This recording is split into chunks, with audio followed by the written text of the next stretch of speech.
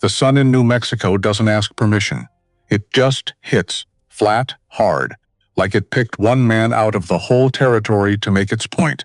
3 nights ago, somewhere to the south, a house burned in the dark. No one called it an accident, but no one dared call it anything else either. Now, in a slot canyon the color of old blood, there are hoofbeats. Slow, careful, the kind of slow that belongs to a man who is looking, not traveling. He pulls his hat lower. Behind him, 5 riders are closing a circle along the ridgeline ahead.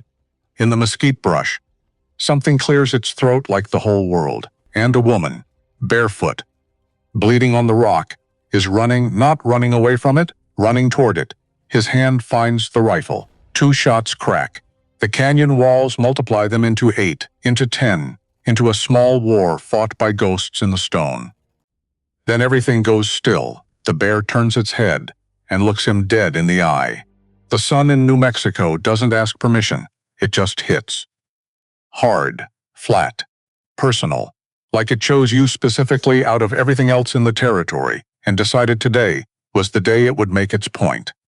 Callum Reed had been riding for 3 days under that sun. 3 days through red rock and dry wash and silence so thick it had texture. His canteen was down to a quarter. His patience was down to nothing. And the mule, the whole reason he was out here, had vanished into the canyon like it had somewhere better to be, which it absolutely did not, because mules don't have anywhere better to be. That's the whole problem with mules. He pulled his hat lower, scanned the canyon floor. The rock walls rose on both sides. Sandstone the color of old blood, scored by wind into shapes that looked like faces if you stared long enough.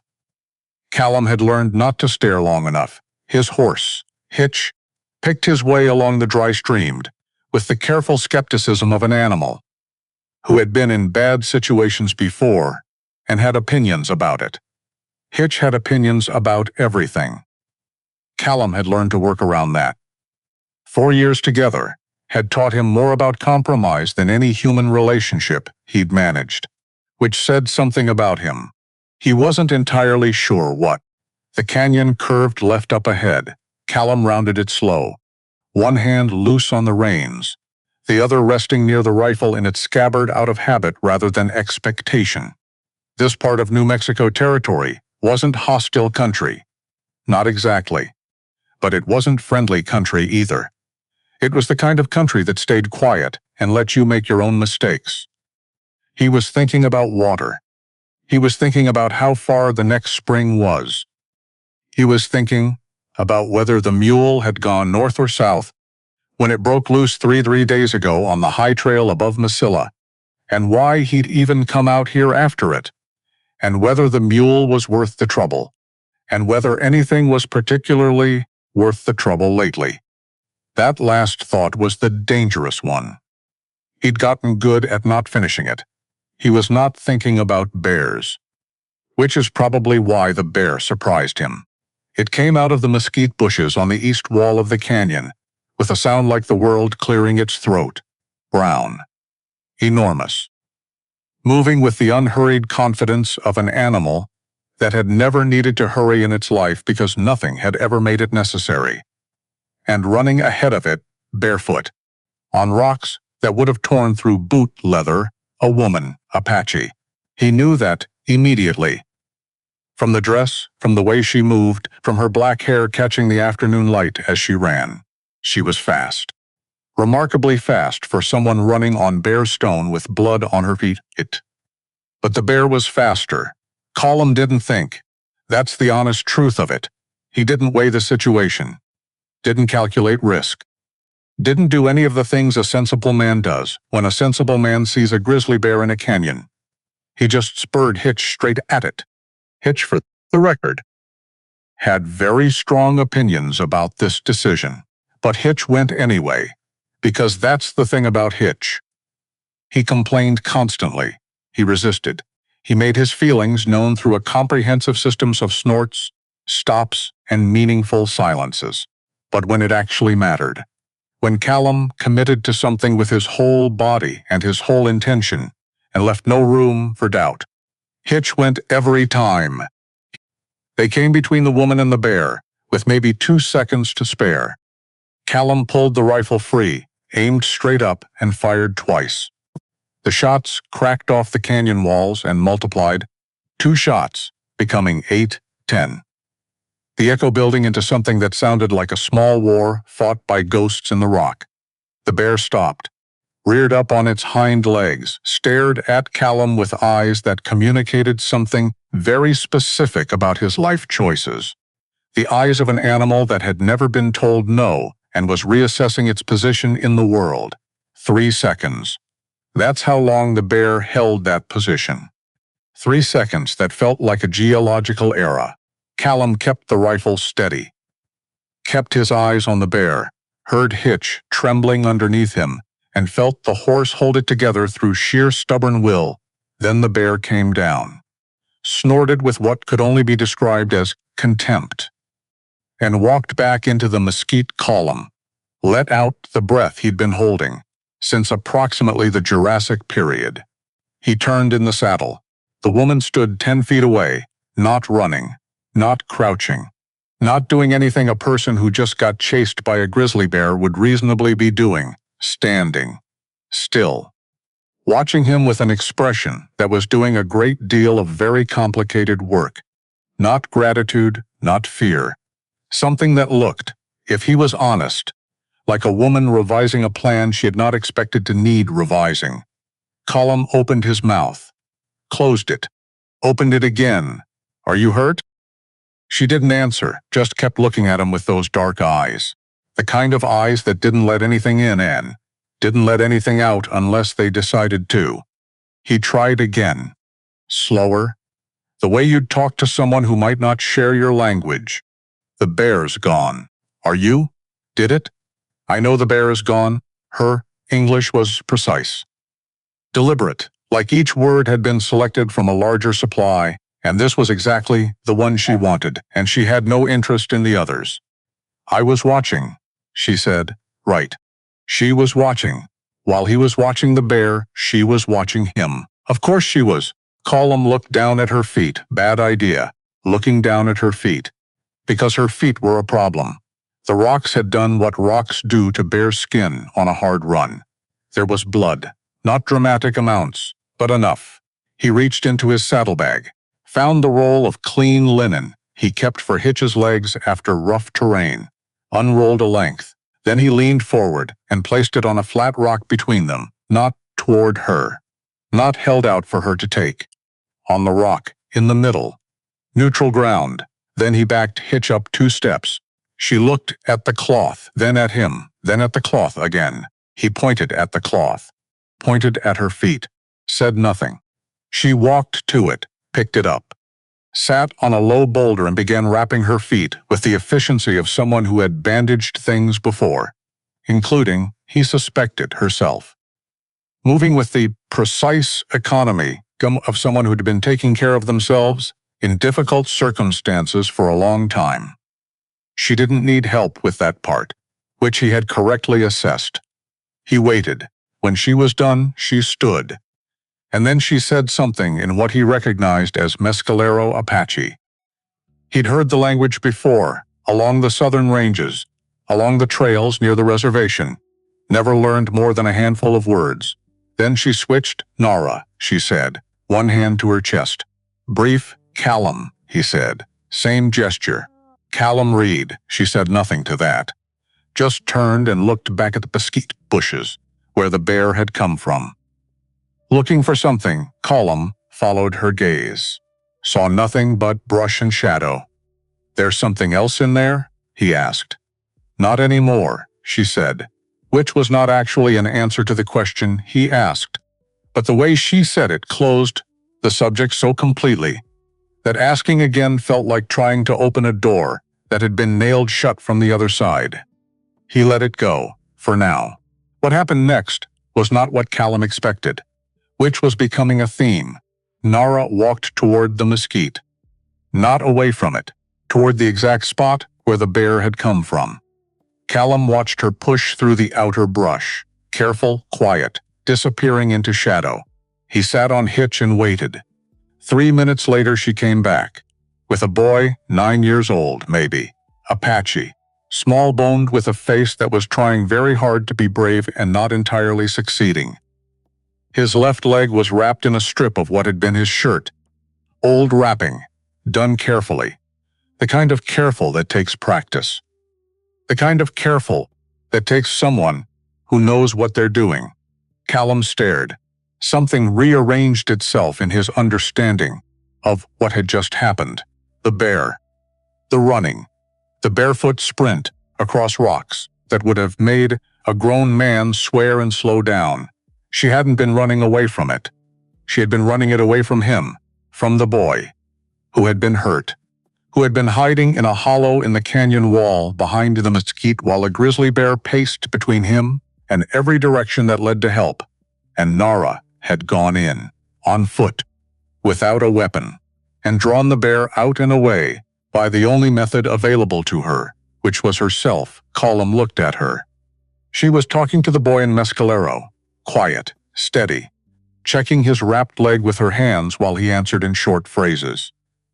The boy glanced at Callum, with the wariness of a child who has been taught, correctly, to be careful about strangers of a specific variety. Then looked away. Callum looked away too.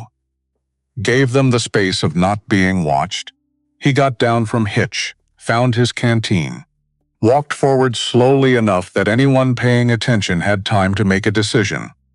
Placed the canteen on the same flat rock where he'd put the cloth. Then he went back to Hitch and checked the saddle, pretended to check the saddle.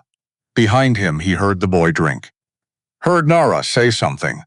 Heard the canteen placed back on the rock. He heard nothing that sounded like thank you. He hadn't expected any. 20 minutes later, a man came down the canyon from the north. Apache. Older. Moving fast with a limp that said old injury, not current one. He spoke to Nara in rapid Mescalero, looked at Callum with an expression that communicated everything and revealed nothing, and then picked the boy up. The boy, who was now making every effort to look like being carried, was perfectly voluntary and headed back north at a pace that said he knew exactly where he was going and didn't intend to slow down. The boy looked back once over the man's shoulder. Callum raised a hand. Small. Nothing dramatic. The boy didn't wave back, but he looked for a long time before the canyon bend took him out of sight. Callum turned around. Nara was watching him. He'll be all right? Callum asked. The cut is old, she said. He was coming to find me when the bear found him instead. How long had he been in there? Long enough, which meant long enough that she'd been worried. Long enough that she'd been looking. Long enough that when she found him and found the bear, the calculation had been simple, even if the execution had not been herself. As bait. For a grizzly to save a 9-year-old boy, Callum considered saying something about that. About the size of what she'd done. About the fact that it was a grizzly bear. And she'd had no shoes and no weapon, and she'd done it anyway. He didn't say anything about that. Some things you don't comment on, because commenting makes them smaller instead of larger, and some things should stay their full size. He just nodded once and went back to checking the saddle. This time he actually checked it. The sun dropped another hour toward the canyon rim. Nara sat on a boulder and looked at the eastern wall. Not resting exactly, more like deciding, working through something internal, with a thoroughness that Callum recognized. Because he did the same thing himself, usually at 2 in the morning, when sleep had given up on him. Hitch wandered to the far end of his loose rein and investigated a patch of dry grass with deep personal interest. Callum ate a strip of dried beef. Offered one to Nara without crossing the distance between them, just held it. She looked at it, looked at him, came and took it, sat back down without ceremony. They ate in silence. It was not an uncomfortable silence. That was the surprising part. It had texture and weight, but it wasn't the kind of silence that demands to be filled. It was more like the canyon itself, present, specific, its own kind of company. Then she spoke. They're not going to stop, she said. not looking at him. Still watching the eastern wall, Colum looked up. Who's not going to stop? It wasn't a question. He'd already half-formed the answer. The 5 riders on the ridgeline he'd spotted 40 minutes ago. Before the bear, before everything. He'd clocked them and filed them, and kept moving because 5 riders on a ridgeline in Cancun country are someone else's problem until they're not. Now they were not. There are 5 of them, Nara said. 3 are tracking the canyon floor. 2 went north to cover the wash exit. Callum was quiet for a moment. You counted the ones you can't see. I counted them this morning, she said. When they were still together. Callum set down the rest of his dried beef. And they're after you. Yes, because she was quiet for a moment, choosing.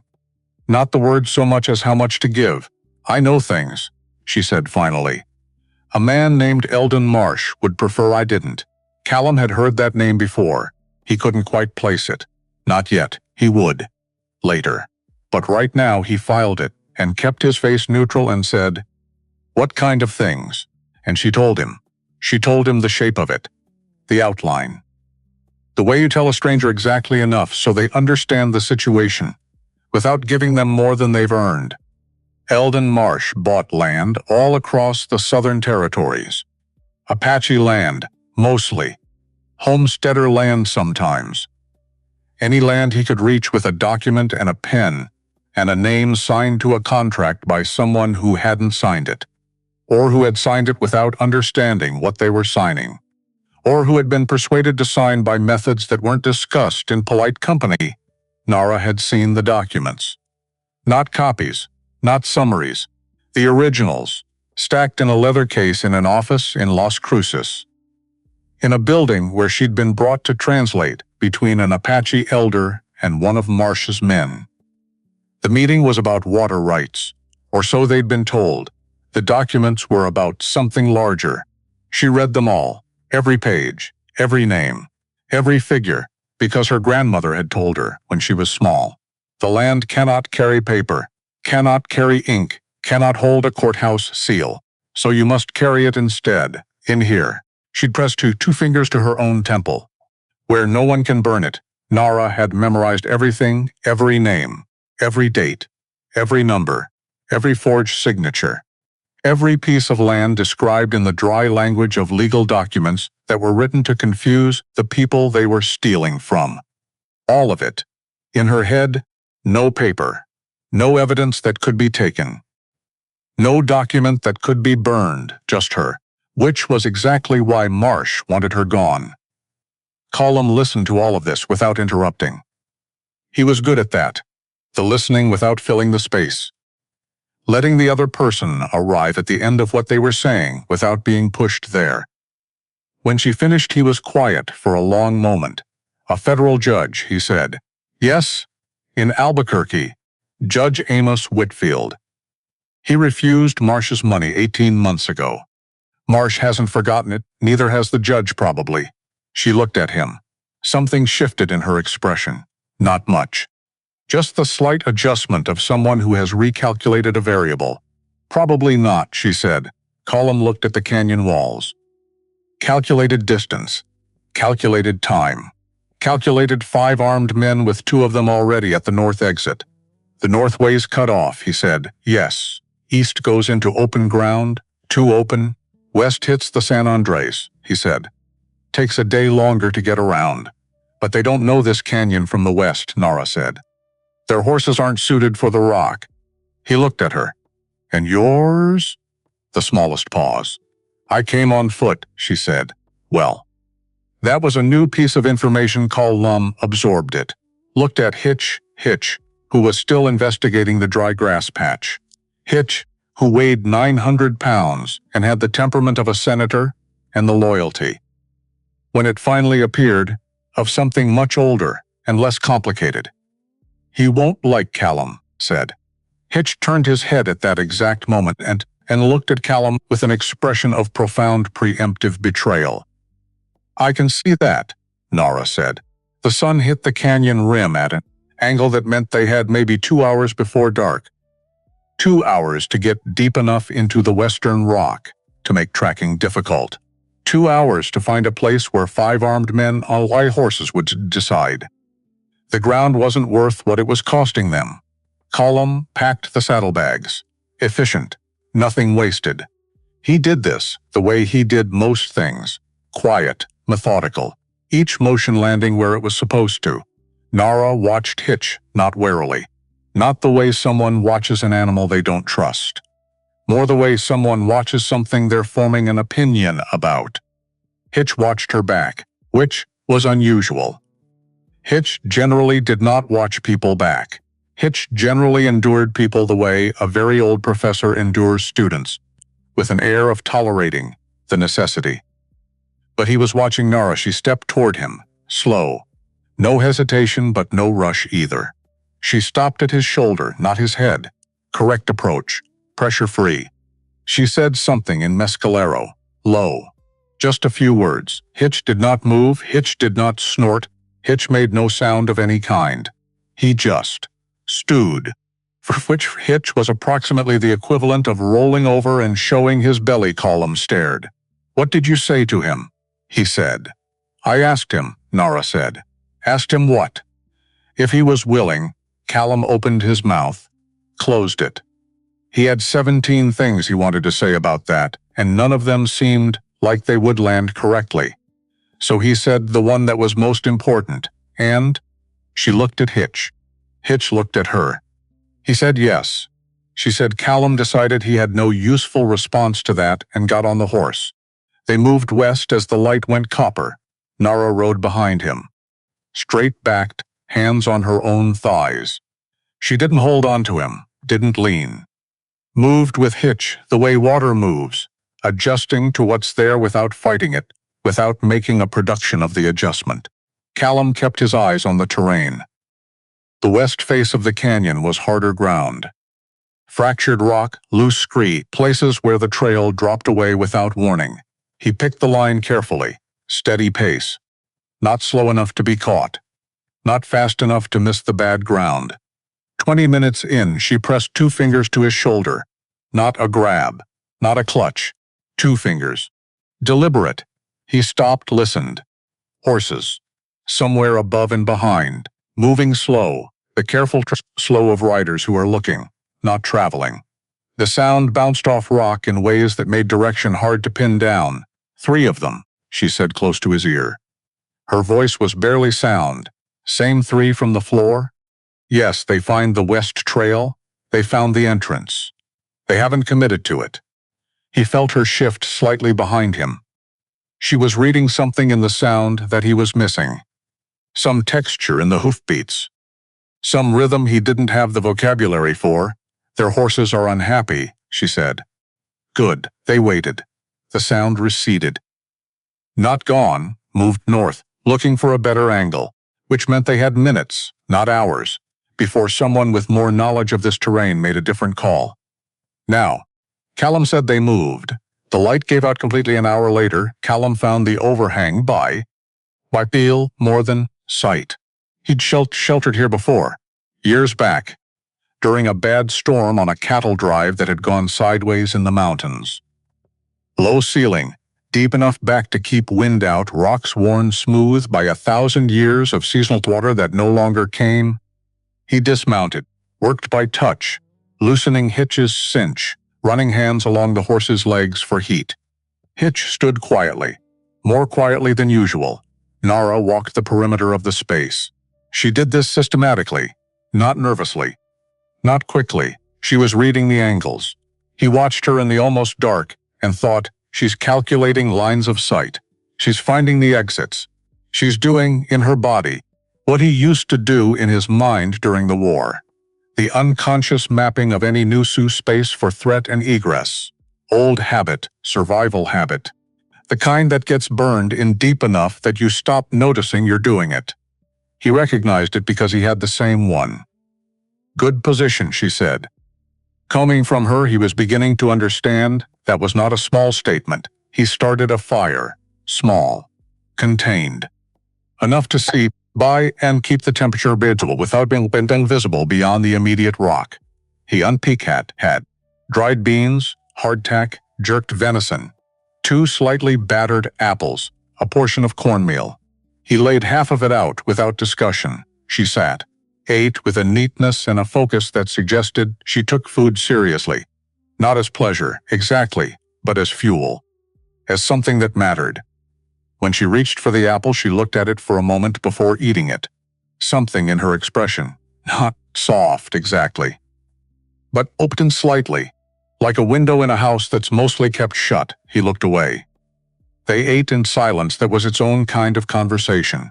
When the fire had burned down to coals, he pulled the 2 blankets from his roll. He had carried 2 since a cattle drive partner had frozen his feet in the Sacramento mountains 5 years back and lost 2 toes, and complained about it with a thoroughness that convinced Callum the second blanket was not a luxury. He set one on the ground on Nara's side of the fire. Not across, not offered, just placed. Stood up. Went back to his side. She looked at the blanket. Looked at him. He was already lying down, facing the rock wall. He heard her take it. Heard her settle. The coals popped once. Hitch shifted outside. Wind moved through the canyon somewhere above them and made a sound like a held breath finally released. He was almost asleep. "Thank you," she said. Precise. Each word exactly weighted. He didn't turn over. "Didn't make a production of it. Get some sleep," he said. Which was not nothing. Which was, in fact, quite a lot, coming from someone who hadn't said anything kind to another person in a very long time. He closed his eyes. Callum Reed had not slept more than 4 hours at a stretch in 3 years. This was not something he talked about. It simply was, the way the empty side of his bed simply was. A fact of his current existence that he had arranged his life around. He slept in shifts now, an old habit from the war that had never quite left.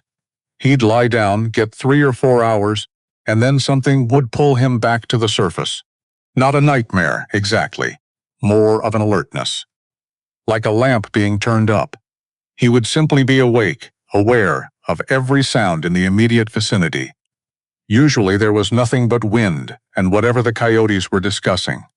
Tonight, at the second wake-up. Somewhere around 2 in the morning, it was different, and he heard nothing. That was the thing. Nothing where there had been the small sounds of Nara's breathing behind him and the occasional shift of her position. He turned over slowly. She was sitting up, not alarmed, not tense in the urgent way of someone who has heard something. Still in the settled way of someone who already knows what they've heard and has made a decision about what it means. She was looking at the entrance to the overhang. Callum got his hand onto the revolver without making a production of it. Sat up. He followed her gaze into the dark. He saw nothing. But he had learned in approximately the last 12 hours that Nara seeing something meant something existed. The count of 5 riders when you could only see 3. The texture of hoofbeats that told her the horses were reluctant. The 2 fingers on his shoulder before his ears caught anything at all. He waited 4 minutes. He counted. A shape moved between 2 rocks at the canyon edge. Out past the overhang, maybe 100 yards. Crossed a gap in the rock, where starlight caught it just long enough. Gone again, 1 man. Moving the perimeter. Not fast, the patient slow of someone doing a grid search. Looking for a cold campfire. Looking for a horse shape in the dark. They stayed still, both of them. Not rigid, that shows. Relaxed still. The still of people who know how Callum had his hand on the revolver. He didn't draw it. Drawing it makes a sound. 10 minutes. The shape didn't return. Canyon went back to nothing but wind. Callum let out a breath. Slow. Controlled beside him, Nara let one out too. Same pace, like they'd agreed on it. She looked at him in the dark. "Scout," she said. "Barely sound? One of the 5? "Yes." "Same one from the east wall?" She thought for a moment. "No. This one moves different." So they were rotating, which meant organized. Which meant Marsh had hired people who knew what they were doing, and not just people who owned rifles. Good information. Unpleasant information. But Good. He looked at her. You sleep any? Enough. He was beginning to understand that enough was a very specific quantity in her vocabulary. Not a deflection. An actual unit of measurement, calibrated to exactly what the situation required, and not one thing more. Your turn, she said, and turned back to face the dark. He lay back down. And the remarkable thing, the thing that wouldn't occur to him until much later, until he was trying to trace back the beginning of something he couldn't name yet, was that he did. He actually slept. Dawn came into the canyon like someone opening a door in a dark room. Gradual. Then all at once, Colum was up before the light had fully arrived. He went to Hitch first, ran his hands down the horse's legs, checked his hooves, gave him what was left of the grain. The canyon said nothing alarming. Birds, a pair of canyon wrens somewhere on the east wall. Wind that had dropped to almost nothing. The high, clean smell of rock after cold. He came back to the overhang. Nara was already on her feet. Already had the blanket folded. Already had both eyes on the north wall of the canyon, with the focused attention of a hawk that has spotted something and is deciding whether it's food or just movement. You sleep any? He asked. Enough, she said. Again, he laughed. He didn't intend to. It just came out, a short sound, genuine, a little rough from disuse. It bounced off the rock and came back to him and surprised him when it arrived. Nara looked at him. What's funny, she said, not hostile. Genuinely curious. Nothing, he said. Just. You measure everything exactly, don't you? She considered this for a moment as though it were an actual question, deserving an actual answer. Waste is expensive, she said. Sleep, words. Anything, he thought about that. Thought about all the things he'd said in his life that hadn't needed saying. All the reassurances and explanations and social maintenance. All the noise. That's not a bad way to be, he said. She looked at him the way she'd looked at Hitch the night before. That measuring look. Then she turned back to the canyon. We need to move before the light gets full, she said. I know. He started breaking camp. The morning light hit the canyon walls and turned everything gold and rust, and a color that didn't have a word for it in English. Maybe in other languages. Maybe in Mescalero, for all Callum knew. Had spent enough time in canyon country to know that the light here was its own thing. Not decoration, not scenery. More like a presence. Like the canyon had a second self that only showed up in the first hour of morning. They rode, the same way as the evening before, him in front, her behind, Hitch moving through the rocky terrain with a steadiness that Callum found himself being grateful for, in a way he didn't fully expect. He'd bought Hitch from a horse trader outside of Las Cruces 4 years ago. Stubborn, the man said. Strong opinions. Doesn't take to commands, which was all true. But what the trader hadn't said was that Hitch was actually working all the time. Even when he seemed to be resisting, he was thinking, processing, coming to his own conclusion about what was right and then doing it, just from the inside out instead of the outside in. There was a lesson in that somewhere. Callum had never fully extracted it. Nara sat behind him and said nothing for 2 hours, which suited him perfectly. He was running numbers in his head. 5 armed men. 3 on the canyon floor, 2 up north. They'd make Mesilla in 2 days if the terrain cooperated. Then another day to Albuquerque, 3 days minimum. With 5 men who rotated scouts and knew what they were doing, the mathematics were not comfortable. At the second hour, she pressed his shoulder again. He stopped, Marsh, she said. You know that name? Not a question. He adjusted his grip on the reins. Looked at the rocks ahead. I heard it before, he said. Can't place it exactly, which was true, and also not the full truth. Because somewhere in the back of his mind, the name was sitting next to something else. Something he didn't want to look at directly yet. Like a door at the end of a hallway that you walk past quickly because you know what's behind it, and you're not ready for that conversation. She let it go, but she had filed it. He could tell by the quality of her silence that she had registered the hesitation. and noted it put somewhere she would return to. He wasn't hiding it. He just needed a little more time with it first. They rode on. By mid-morning, the canyon had opened enough that the walls dropped back, and the sky appeared, big and blue and startling, after days in the slot. They fell back, he said. No, she said. He looked over his shoulder. She was scanning the eastern horizon, not the canyon behind them. The horizon off to the right. They found the West Trail entrance last night, she said, but it was too dark to risk it with strange horses on bad rock. They waited for light, so they're an hour behind us. Bless us, she said. They know now that we didn't go north. How do you know what they know? I know how I would hunt someone, she said. So I know how they'll hunt me. He thought about that for a long moment. Then he turned hitch east, slightly, off the West Trail, into the broken country between the canyon edge and the open flats. The hardest possible terrain for horses that didn't know it. Hitch moved into it without being asked. Just felt the shift in Callum's weight and went.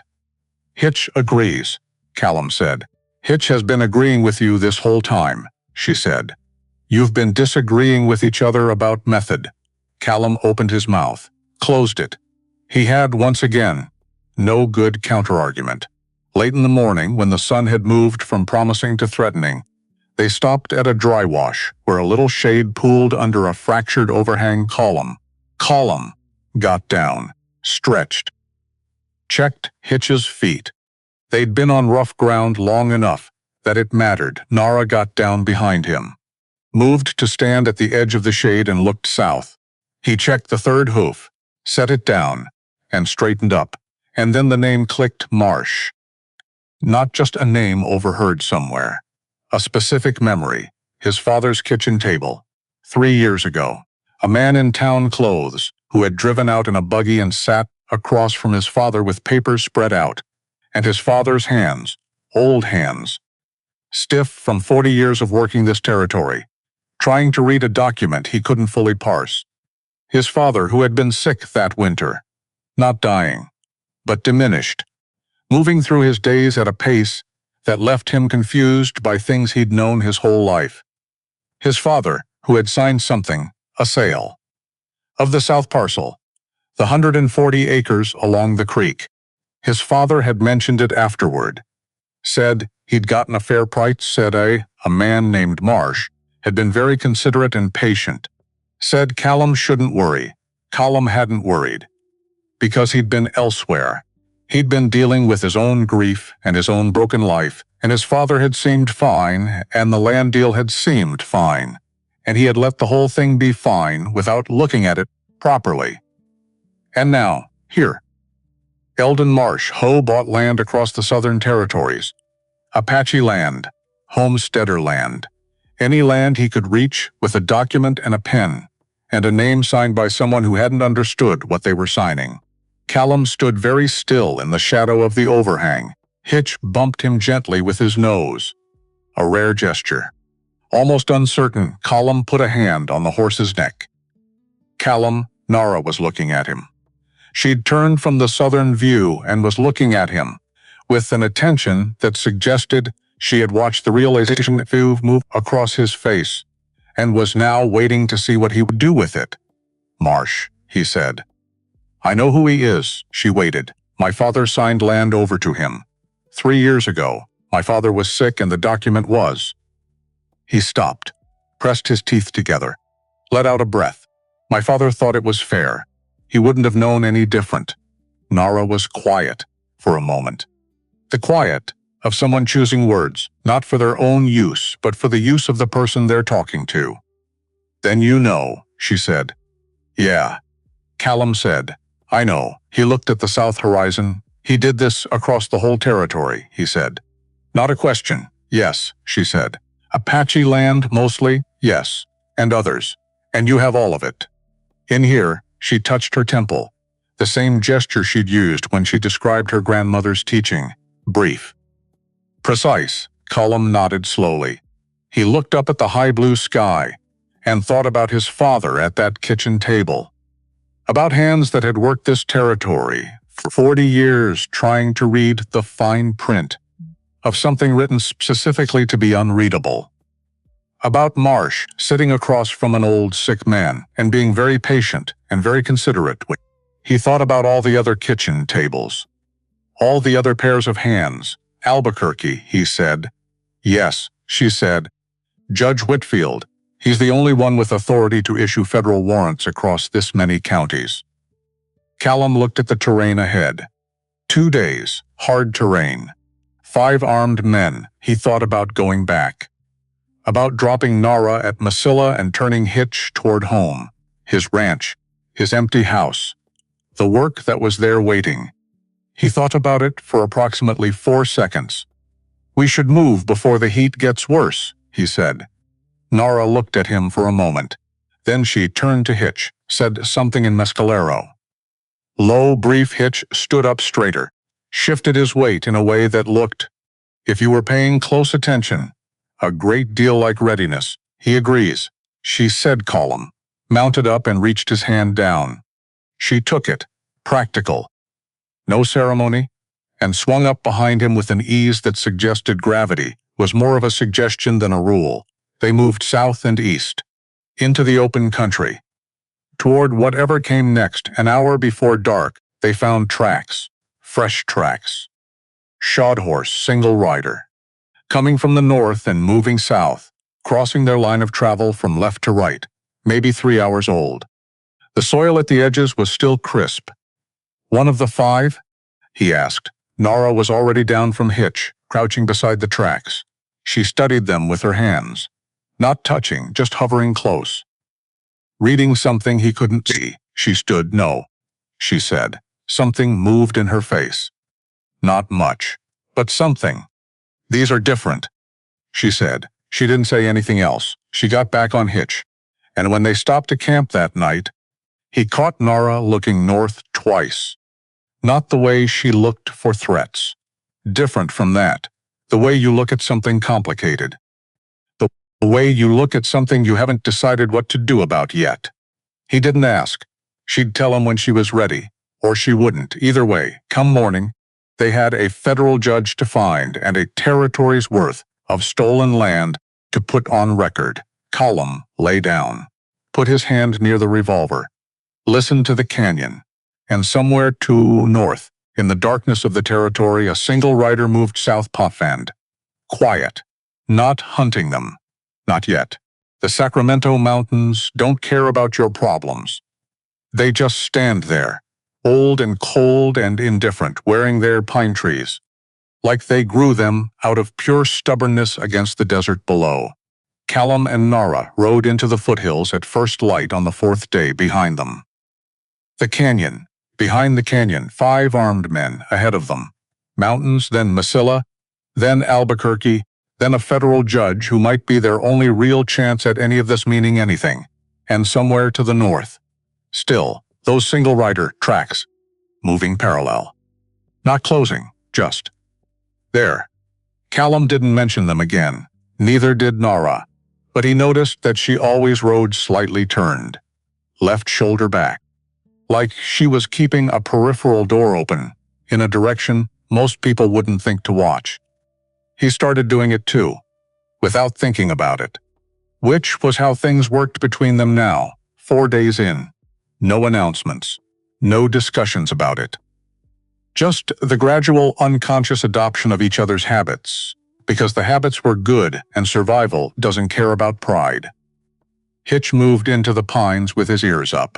The trees closed around them, like a door shutting on the desert. The temperature dropped 10 degrees in 50 yards. The light went from flat and punishing to dappled and green and something you could almost call gentle. Nara inhaled. Just once. Sharp. Like it was involuntary. He felt it through the back of his shirt, the slight expansion of her rib cage. The small catch. He didn't comment on it. The mountains had given her something back. He didn't need to know what. They rode for 2 hours in the pines before she spoke. My grandmother was born near here, she said. Not loud, just behind him.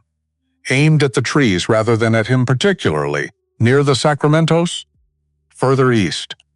but she could see this range from where she grew up. She said, the mountains looked like old men sleeping. He looked up through the pines. The peaks above them. The snow still caught in the north-facing shadows. She wasn't wrong. The ridgeline had a settled quality, like something that had sat down a very long time ago and found no reason to get up. Good description, he said. She had good descriptions for everything, Nara said. She believed that if you didn't name a thing correctly, you didn't actually know it. He thought about that. Thought about all the things in his life he'd been naming incorrectly. Or not naming at all, fine. He'd been calling a lot of things fine. They were not fine. They were specific things with specific shapes, and he had been using one inadequate word to cover all of them. Like putting one small tarp over a house-sized problem and hoping no one noticed the gaps. He didn't say any of this, but he thought it. While Hitch walked them deeper into the mountains, the war had a way of following you into high country. Something about the quality of the silence up here. The way sound carried differently.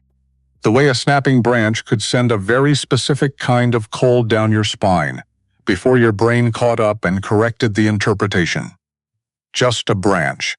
Just a deer. Not what you thought it was. Never what you thought it was, until once it was. He exhaled, focused on Hitch's ears.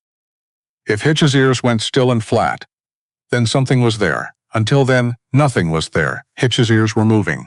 Relaxed rotation, nothing there. Nara's hand settled on his shoulder. Not pressing, just resting. The way you might put your hand on a table to steady yourself during a slight roll. He didn't look back. She didn't say anything, just the hand. And somehow, that was enough to bring him back from wherever the mountain silence had been taking him. Dorado Flats was not much of a town. It wanted to be. You could see the ambition in the layout, the wide main street, the positioning of the general store, and the smithy and the saloon, at geometrically considered distances from each other. Someone had planned this. Someone had envisioned something, but the territory had other ideas. And so Dorado Flats had settled into a kind of defeated functionality. It had the things a small town needed: food, water, a place to rest a horse, and none of the things it had dreamed of. Callum rode in at mid-morning. Nara was not beside him. She was at the tree line, half a mile back. Hitch with her, because riding into a town where Apache women were not welcome made them twice as visible, and visible was the opposite of what they needed. This had been his suggestion. She had looked at him with the expression she reserved for ideas that were correct but that she resented being correct. 10 minutes, he said. 5, she said. He'd ridden in alone. Bought what he needed: dried beans, salt, hardtack, bandage linen, water. The storekeeper was a man of about 50, with the measuring eyes of someone who had survived long enough to make accurate assessments quickly. Riding through? The man said. Passing north, Callum said. He paid, took the supplies, turned for the door, and then he went back. Looked at the boots on the back wall, moccasin style, soft leather. Beaded in a pattern that was decorative rather than tribal specific, the kind made for sale, rather than for wearing, not what Nara would have chosen. But real leather. Good soles, he guessed the size from memory, paid without explaining. And walked out. She was waiting exactly where he'd left her. Hitch was standing with his head turned toward the tree line, watching something in the pines. His ears moving independently, tracking separate sounds. Nara was watching the same direction. The single rider, he asked. He was closer, she said. He's moving back now. Closer, how close? Close enough to see us. Not close enough to be a threat. Callum looked at the trees. Saw nothing. But that was the point. He keeps not being a threat, Callum said. Yes, that's a choice. Yes, he waited for more. Got nothing more. So he pulled the boots from the supply bag and held them out. She looked at them. Looked at him. I didn't ask for those, she said. I know, I didn't need them. He kept his arm extended. The ones you have are holding together because you wrapped them yourself, which is impressive. But the terrain gets rougher from here. A pause. You measured my foot by looking at it, she said. More or less. Another pause. You guessed wrong, she said. He looked at the boots, looked at her feet. Try them first, he said. She took them, with the manner of someone accepting something under protest while fully intending to follow through. She tried them. They fit. She said nothing about the fact that they fit, but she kept them on. And when she walked back to hitch, the walk was different, less careful. The terrain-reading posture of bare feet replaced by something freer. He didn't mention that either. Some victories are quiet victories.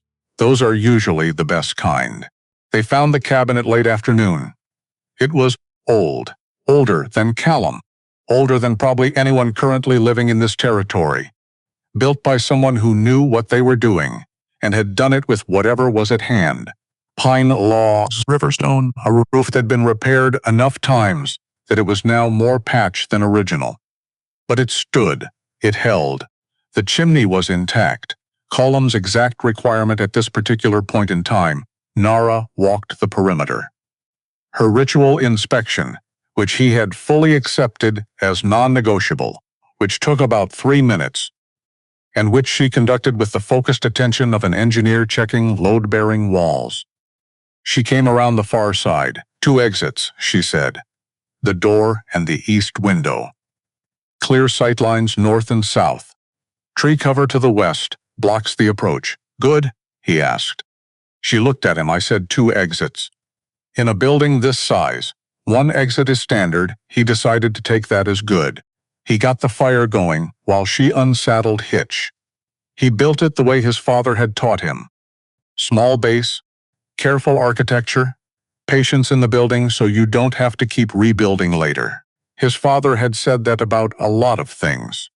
Patience in the building, he thought about that as the fire caught. Thought about a kitchen table and a sick man and a patient man, with papers and a pen. He pressed his teeth together and fed another piece of wood to the fire. They ate when the beans were ready. Simple, honest. He'd added the last of some dried herbs. Rosemary, mostly. Whatever you added to things to make them taste like someone had thought about them, Nara ate. The same focused efficiency as always. But something was different up here. In the firelight. In the mountains. She was present in a way she hadn't quite been on the canyon floor. Less armored. Same watchfulness. But the armor shifted slightly. Like she'd loosened something without fully removing it. She spoke first. Not about Marsh. Not about the plan, the boy, she said. Tobias. He's my sister's son. He looked up. He was supposed to stay in the village. He never stays where he's supposed to stay. Boys rarely do. Callum said, he followed me for 6 miles before I found him. He thought he was helping. She looked at the fire. He was? How so? Because when the bear found him, I knew where the bear was. She said it simply, without drama. A bear you can see as a bear you can work with. He stared at her. She met his eyes. That is the single most terrifying logic I have ever heard stated calmly. He said something moved in her face. Not quite a smile. The precursor to one. The landscape before the weather arrives. My grandmother said, fear is information. What you do with it is your choice. He sat with that for a moment. My father said, if you're afraid and you go forward anyway, that's the whole thing. That's the whole thing right there. She considered this. Your father was a plain-speaking man. He was. He looked at his beans. He was also not the kind of man who read the fine print, which Marsh counted on. She didn't fill the silence that followed, which he appreciated. Because it wasn't an empty silence. It was a full one. The kind that held the shape of what came next without rushing it. He set his tin down. Margaret, he said. Nara went still. Not tensed. Just fully present in the way she became when something important was arriving. My wife, he said. I know. He looked up. How do you know? The way you ride, she said.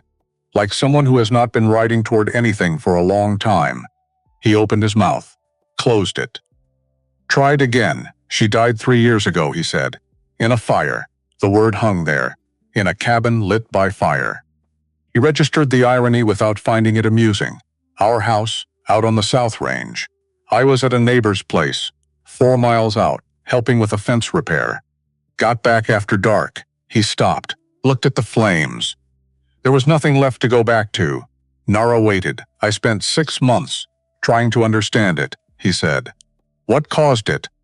Whether it was the lamp or the stove or whether there was something I could have prevented if I'd been there. If I'd come home earlier, he said the next part into the fire, I decided it was the lamp. Because deciding that meant it was no one's fault, and no one's fault meant I could stop looking. He paused. So I stopped looking. Nara was quiet for a long moment. The fire popped. The wind set its long note on the pines. She reached into a fold of her dress, brought out a small piece of folded cloth and opened it. The river stones she'd collected 2 days ago. 3 of them, smooth and gray and indifferent to everything. She looked at them. September 14th, she said, 1871. He looked up. I saw it in the documents, she said. Eldon Marsh's signature.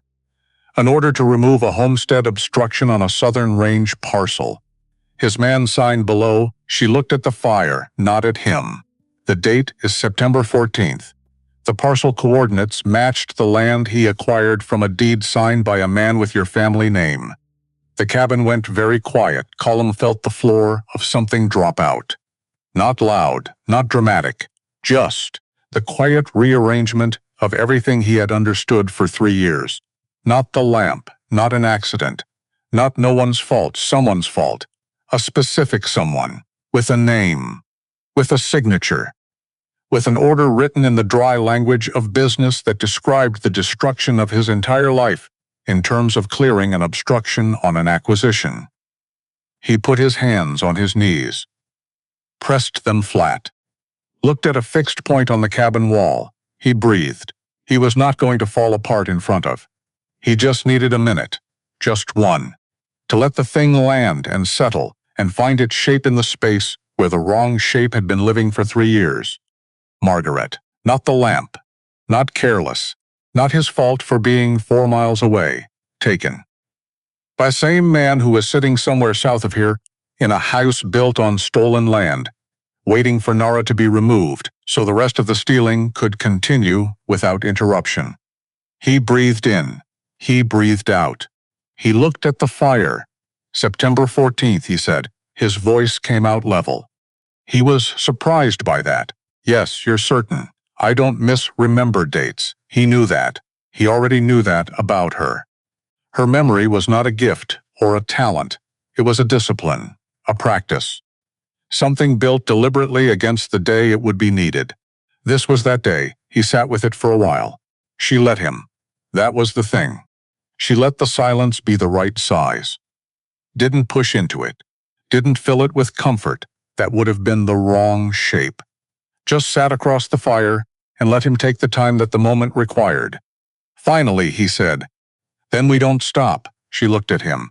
"We don't stop," he said again, "until it's done, all of it. Marsh, the land, the documents, all of it goes in front of Whitfield. This was always my intention," she said. "I know," he looked at her directly.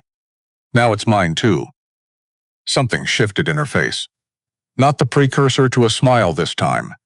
The precursor to something she didn't have a word for yet in either language. She looked back at the fire. He looked back at the fire. Outside, the pines went on saying their long note. They slept in shifts. 3 hours each. He took first watch. She took the blanket and fire. And she was asleep in the way that soldiers learn to sleep. Not gradually, not with the long ritual of the peacefully weary. Just down.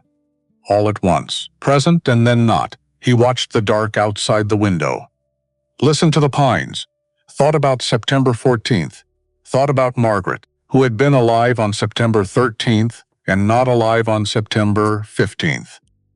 Who had been specific and solid, and someone who laughed at things that he missed by a half second and then explained them to him and then laughed again at the explanation. She had been very specific.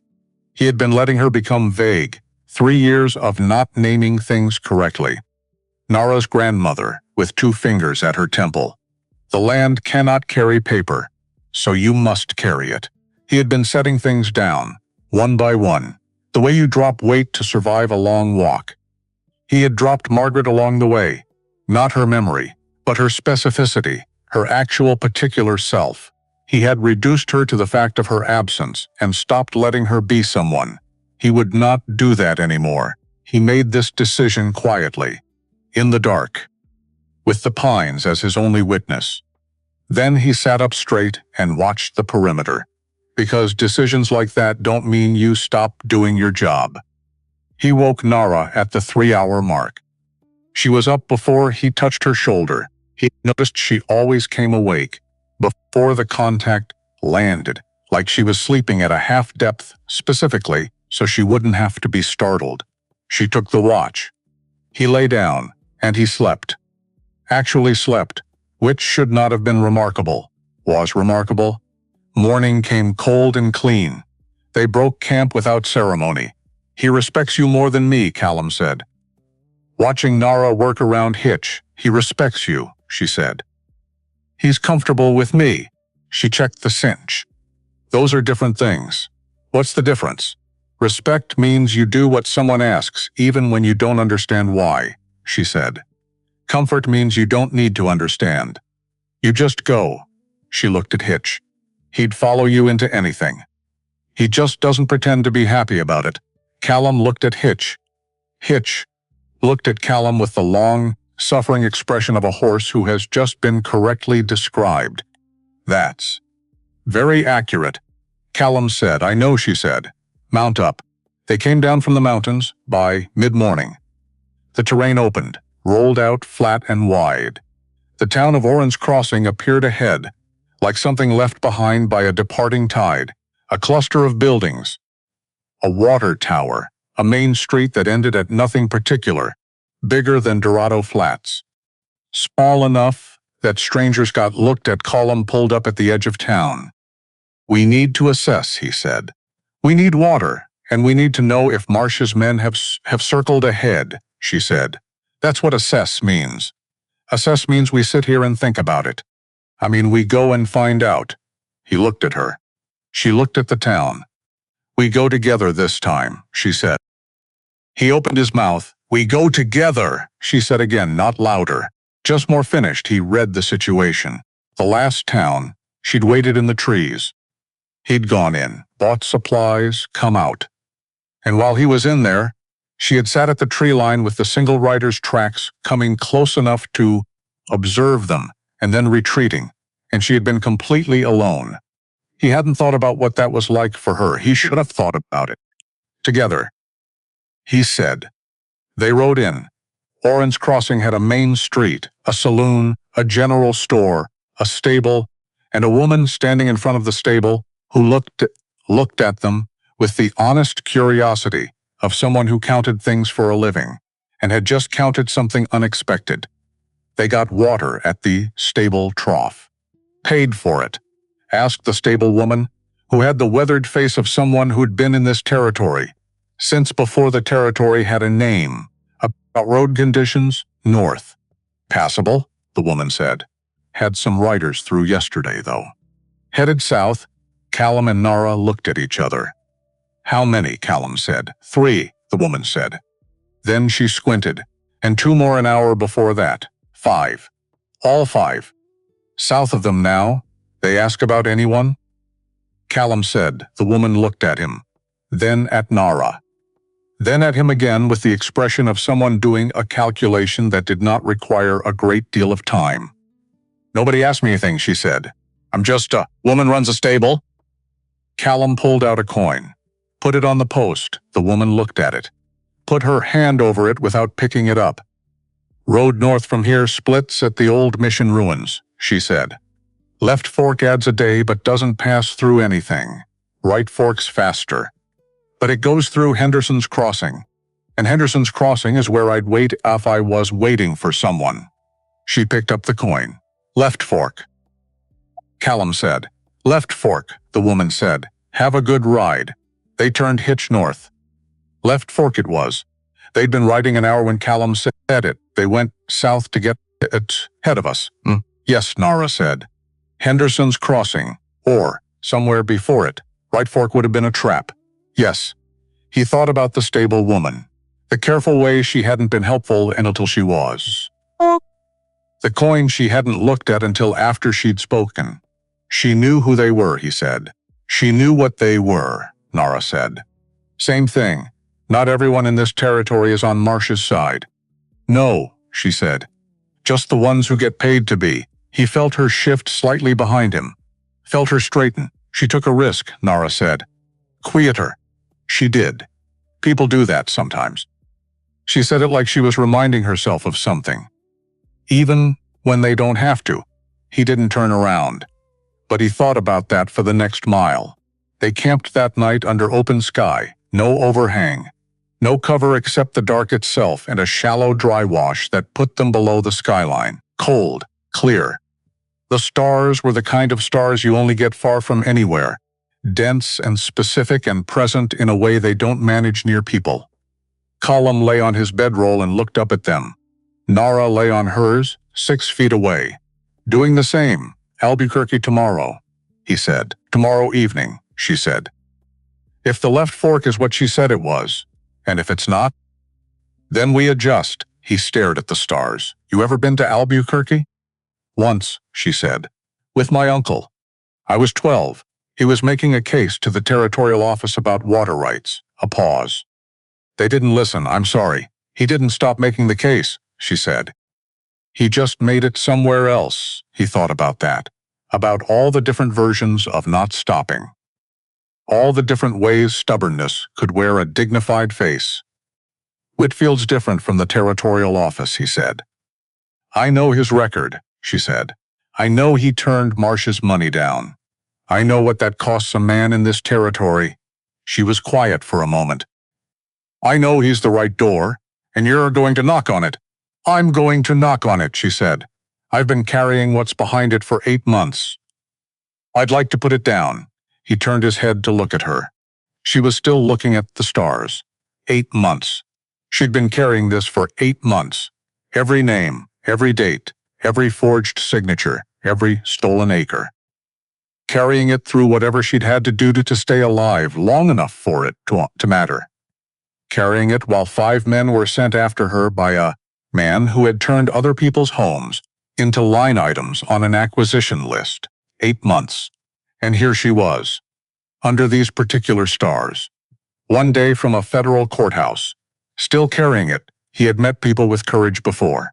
He had served alongside men who had done remarkable things under impossible conditions. He had seen things in the war that redefined what the human body and will were capable of. But courage like this, the quiet, sustained kind, the kind that doesn't get a moment of clarity and a decisive charge, the kind that just gets up every morning and keeps going. For 8 months. Through terrain that wants to kill you and men who've been paid to finish the job. That was a different category. He didn't know what to say about that. So he didn't say anything. Looked back at the stars. After a while. Your grandmother. She would know what to do with all of this. Nara was quiet. She always knew what to do, she said finally. Even when there was nothing to do. She knew how to be in the nothing. Is she? She died 4 years ago. The same flat, clean delivery she gave fax. In winter, very fast. She was telling a story, and then she was asleep, and then she was gone. A beat. She would have said that was the correct order. Story first. He smiled at the stars. Story first, he said. She was very specific about order, Nara said. So are you. A pause. Yes, she said. I suppose I am. He was 3 hours into his watch when he heard it. Not the single rider this time. Something else. Closer. Deliberate, one set of footsteps. Moving around the edge of the dry wash from the east. Stopping. Callum was on his feet in one motion, revolver out. Nara up beside him a day later. She'd heard it too, or felt it. Or Hitch had told her, somehow in that language they had, that he still hadn't worked out the grammar of the footsteps stopped. 15 feet out. I'm not drawing, said a voice. Male. Low. Something in the accent. I'm going to step into the open. Don't shoot. Callum kept the revolver steady. Step, he said. The figure moved into the starlight, a pack-man. 30, maybe 35. Long-limbed, economical in his stillness. Dressed in the mix of Apache and settler clothing that said he'd been moving in both worlds for a while. No rifle in his hands. Both hands visible. He looked at Callum. Then at Nara. Something passed between them. Not surprise. Neither of them was surprised. Callum looked at Nara. Her face was doing something complicated. Not fear. The opposite of fear. Almost. Something that looked like the thing you feel when you've been bracing for something difficult and it's finally here. Briggs, she said. The man, Briggs, said something in Mescalero. Brief, she answered. Brief. Callum stood with the revolver still raised, puffed and whirled, and watched a conversations he couldn't follow in a language he didn't speak, and felt the specific frustration of someone standing in the middle of something important without the right tools. Then Briggs reached into his shirt. Callum's hand tightened. Briggs moved slowly, deliberately, pulled out a folded piece of paper, looked at Callum, held it out to Nara. She took it, unfolded it. The starlight wasn't much, but she held it up and read it in a way that said she was reading every word, not scanning. Then she lowered it, looked at Briggs, for a long moment. Then she said something in Mescalero that lasted 3 words. Briggs. Briggs looked at the ground, nodded once, then he looked up. Looked at Callum. I'm not going to explain everything tonight, he said. In English now. Careful and complete. The way someone speaks in a language that isn't their first, but that they've worked hard at. But she'll tell you what's in that paper. You're one of Marsh's men, Callum said. I am. A pause. And I'm not. That's a complicated answer. It's a complicated situation. They looked at each other. Callum. Briggs. 2 men in the dark on opposite sides of something that neither of them had started. Why give her the paper? Callum said. Briggs looked at Nara. Then looked at a point somewhere past both of them. Because someone has to, he said. And I've been waiting long enough. Then he stepped back into the dark. Walked away the way he'd come. Footsteps that diminished gradually, then stopped, then. Nothing. Just the stars again. Callum looked at Nara. She was still holding the paper. What is it? He said. She looked up. Marsh's signature, she said. On an order. Dated September 14th, 1871. She looked at the paper again. For the removal of a homestead obstruction on a southern range acquisition. She paused. With the parcel coordinates, he went very still. That's Margaret's house, he said. Yes. That's not something you told me about from memory, he said slowly. That's a piece of paper. Yes. Marsh's actual signature. Yes. He looked at the dark where Briggs had been. Why? He said. Why is he doing this? Nara folded the paper. Carefully. Put it somewhere in the fold of her dress. I don't know yet, she said. But I know him. We grew up in the same village. And he wouldn't do something like this without a reason. She paused. A real reason. What do you mean, real?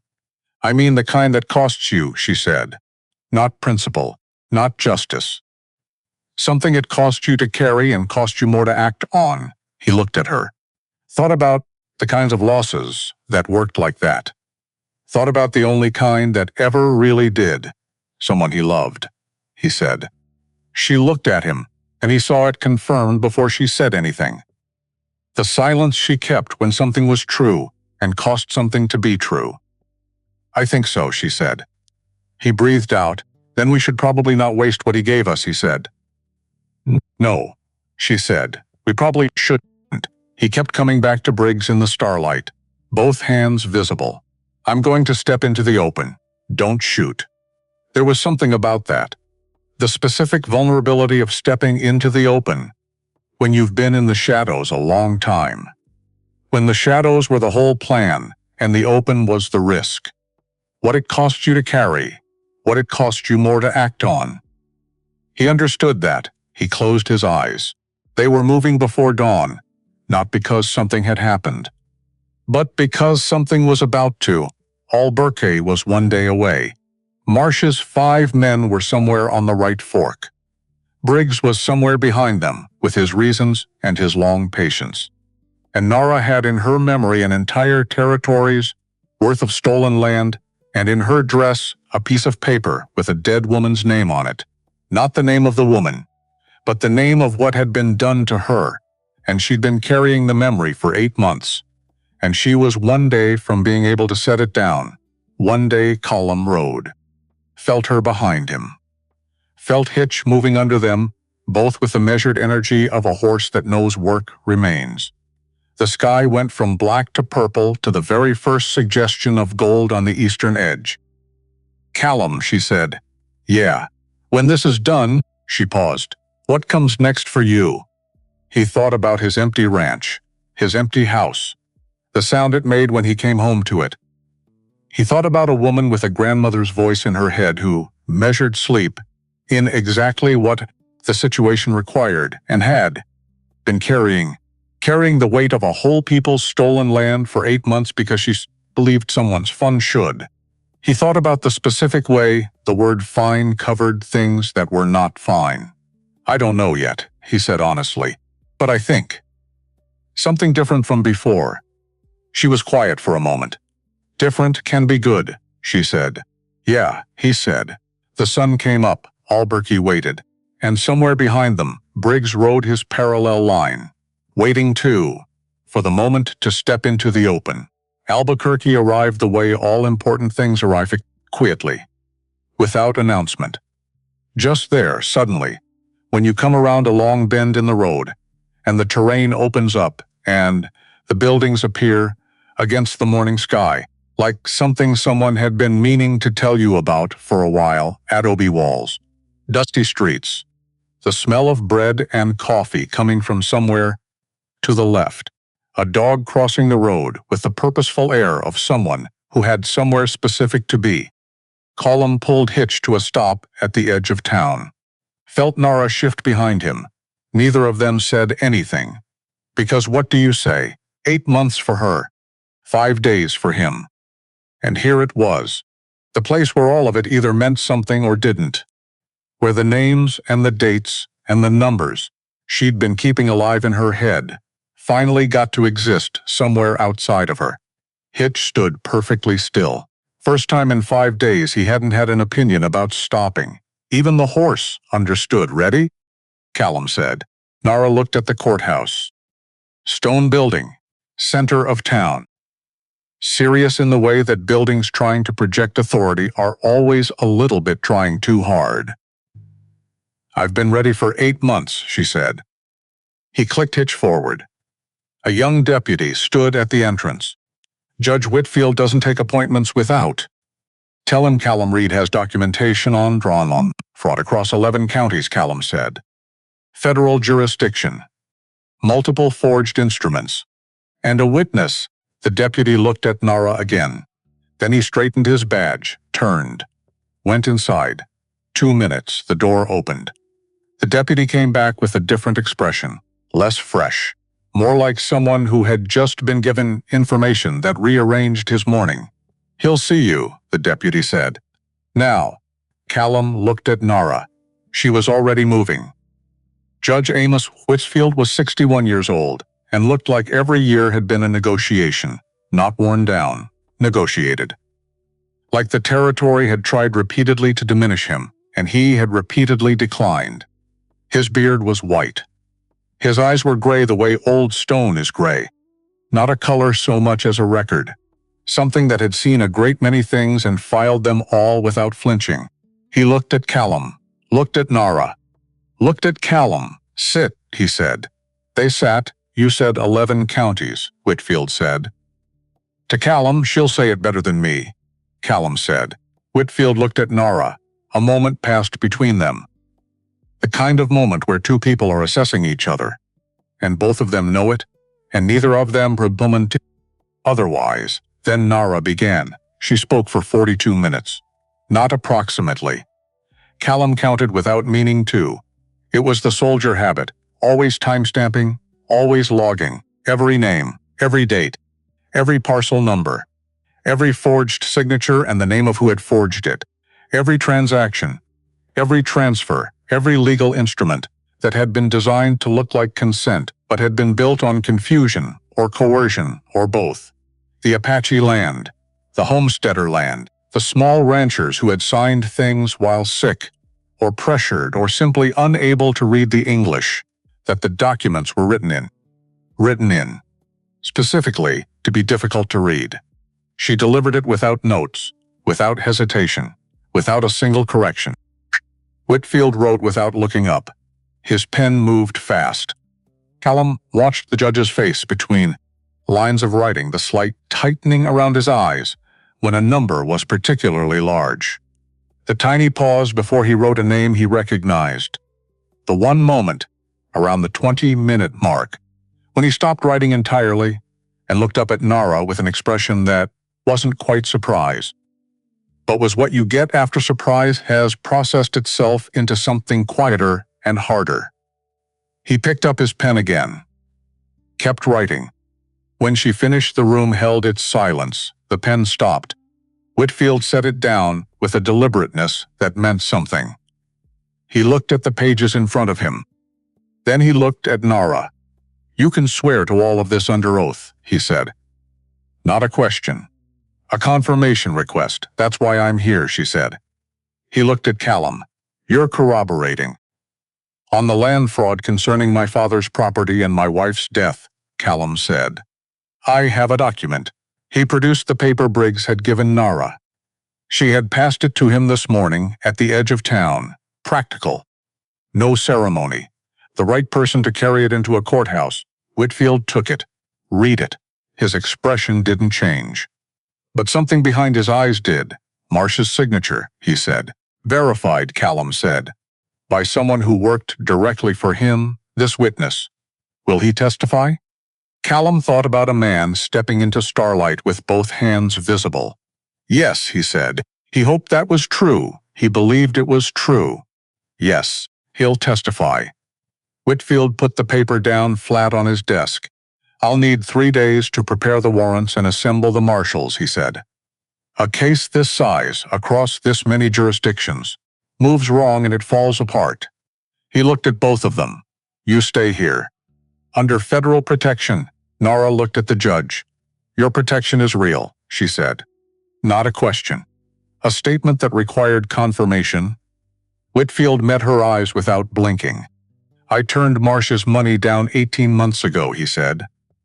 "He's been making my life complicated ever since. I would like him to stop." Something in Nara's posture shifted. Fractional, but real. 3 days, she said. 3 days. He said the room they were given was on the second floor of the courthouse. Stone walls. 2 windows. A door with a bolt. Nara walked the perimeter. "Of course she did. 2 exits," she said. "The door and the east window. Drop to the roof of the building next door from the window." "Manageable. Good to know," he said. She sat on the edge of the other chair, folded her hands, looked at the floor. "When I was 14, she said. "My uncle went to the territorial office to argue about water rights. I told you this, I remember. What I didn't tell you is that he took me with him to translate. And when we left, the man had written on the file, 'Complaint noted. No action warranted. I'm sorry,' Callum said. My uncle looked at that paper," she said, "and he said to me they wrote it down, which means it exists, which means someday someone will read it and it will mean something that it was said." She looked at the window. "He made me understand that speaking the truth into a record is not nothing. Even when no one acts on it immediately. Even when the record gets buried. Even when you don't live to see it matter." She paused. "He died 2 years later. The water dispute was never resolved. The room was quiet. But here I am," she said, "making a record." Callum looked at her, at how still she had become. The stillness of someone who has been moving for 8 months and has arrived somewhere, and is letting arrival be real. "Your uncle was right," Callum said. "About the record," she nodded. "Once. Small. But it meant something. The first day was uneventful. which meant it was quietly terrible in the way that waiting always is. Colum was not good at waiting. He'd been in sieges during the war that were technically safer than active engagement, and he had found them approximately 3 times harder. His body wanted to do something. He paced. He checked the window. He paced again. Nara sat cross-legged on her bedroll and breathed. Just breathed, present and still, and going somewhere internal. "How do you do that?" he said. "Do what? Be still." "Like that. When there's so much." He stopped.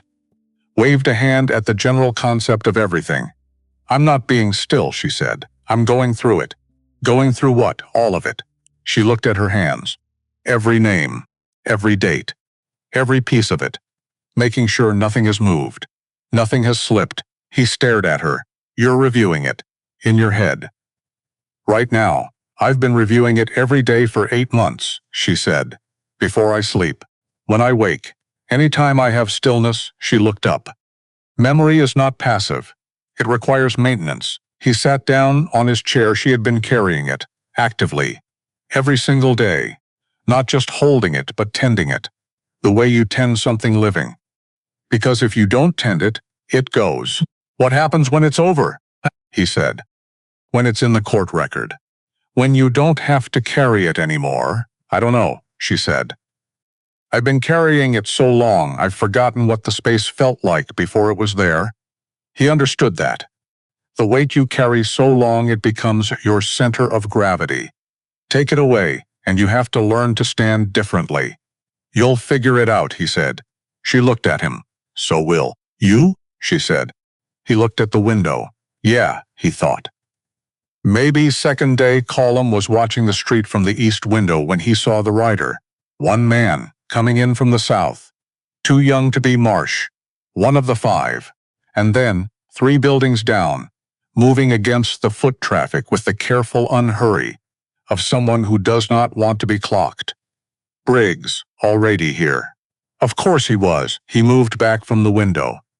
"One of them's in town," he said. And Briggs? Nara was already at the other window, angled so she could see the street without being seen from below. "Which one of Marsh's?" she said. "Can't tell." He went toward the saloon. "He rode in too calm," she said. "A man sent to find 2 people rides in looking.